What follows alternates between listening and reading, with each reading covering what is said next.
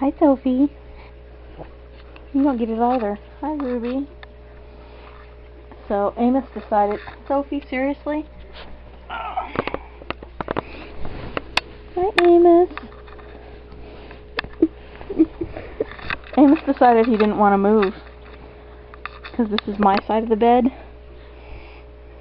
So I just went ahead and covered him up. And he's become a roadway. I don't think Ruby realizes there's a dog there. I don't think Sophie cares if there's a dog there or not. See, look.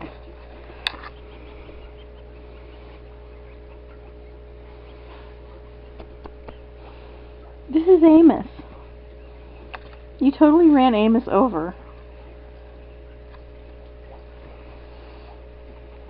It's gonna be an interesting night here, Amos.